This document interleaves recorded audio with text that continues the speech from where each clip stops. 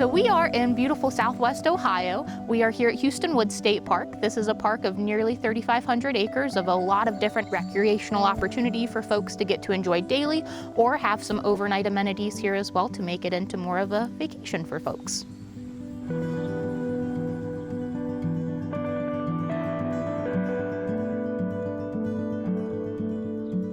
Our park is situated just in the southern enough part that some of Ohio doesn't know we're here, but Indiana sure knows we do, and so does Kentucky. So it is nice that we get visitors from all over the country. And same thing with Miami University being so close to us. So many different students have come through there. This is the perfect spot right close to the university that people can feel like they're not in town, but if they needed to get to town, they could.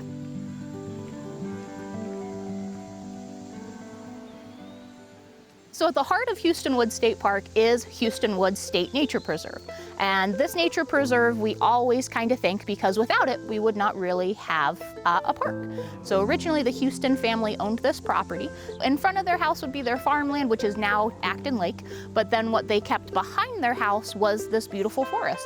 And they left it uncut because they wanted those trees to mature to an age where they could tap and collect and make maple syrup. The reason that this area was preserved is because this forest, or what you would hike and see when you walk here in the preserve, are trees that have never been cut down. This is an example of an old growth forest, or virgin forest you might hear it called, and that just means that no large logging or anything in this area was cut down. By the time that the last of the Huestons passed away, this type of area was extremely rare. At one time, most of Ohio was forested. There was a little bit of prairie. But this type of forest would have spread all the way from southwest Ohio up to the northeast corner of Ohio and covered about 80% of the state or more. But as far as beech maple forests, that this forest is about 200 acres and it makes up a pretty significant chunk of all the mature beech maple left in Ohio. And that's why ultimately the state decided to buy the land and some other land around it to create the park. It's my favorite place in the park for sure.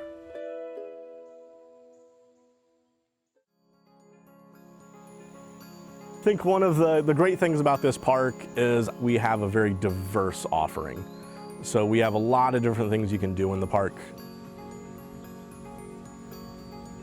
We have 12 different hiking trails, and those could be trails that are in the preserve, they could be in the regular park property. We have mountain bike trails, we have equestrian trails. Both our equestrian and our mountain bike trails do have quite extensive trail systems here at the park. I know that our mountain bike trails are close to 25 miles, which is significant for mountain bike trails. So it is pretty exciting to get to offer that to the public. One of our newest trails here in the park is actually our haiku trail. This is the only state haiku trail in the country. Nice and beginner-friendly trail that allows folks to hike, and as they hike, they'll look up and there are some leaves that have haikus on them. And so we've tried to kind of designate these poems in spots that kind of highlight what the poem is trying to help make you feel and just have you think about nature in some different aspects.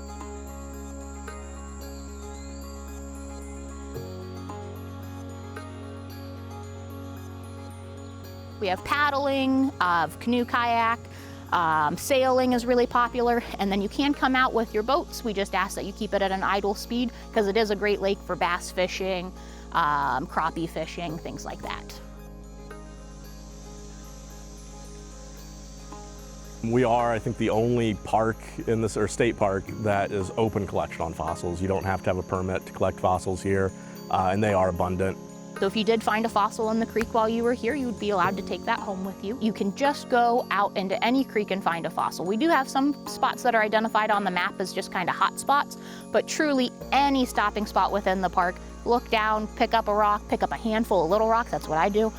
Sift around, you're gonna be looking for some of your Ordovician fossils. So you're gonna look for corals, a lot of shells, trilobites are found here within the park. So those are just some of the things that you can find here at the park.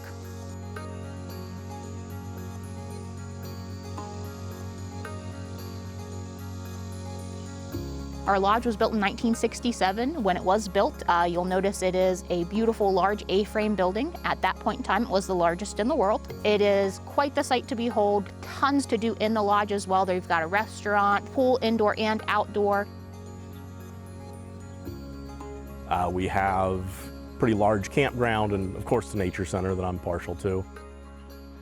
Our nature center is open to the public 7 days a week, all year round. We are home to various educational animals.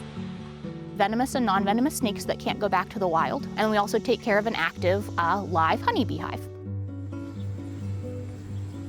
We are the only state-operated raptor rehab center, so injured birds of prey come to us. We try to get them healthy enough to go back out into the wild. Anything that we still think has a chance of being released, we wouldn't want to expose to people. So those are all, at our rehab portion. But then ultimately, if a bird cannot go back to the wild, we do transfer them either over to our nature center for folks to get to see, or we find a permanent home for them at another state park or another educational facility that has the correct permits. Our raptor shows are actually where our naturalists bring out some of those educational birds that you might see just on display. And then they do tell you a little bit about them specifically, tell you about their species, why we have them. Not only here in the park, but out in the communities, to not only promote the park, but just kind of promote nature in general.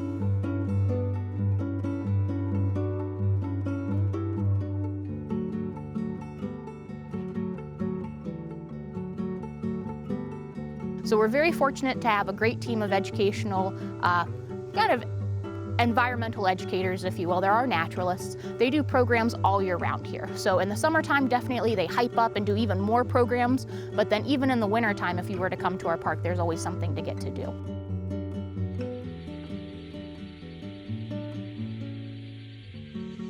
Here at Hueston Woods, our goal is for every visitor that comes to our park to feel like they can safely recreate and be in our park.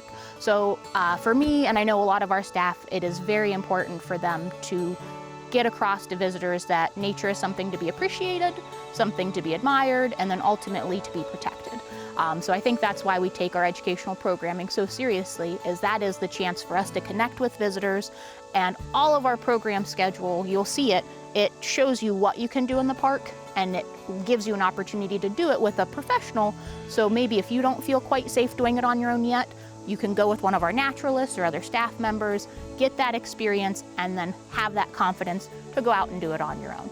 So I think for us, in all of Ohio, we just really want to drive home to visitors. We have all of these wonderful, wonderful properties in Ohio that are yours for exploring and yours for appreciating, and then ultimately yours for protecting. So that, I think, is what we try to strive for our visitors.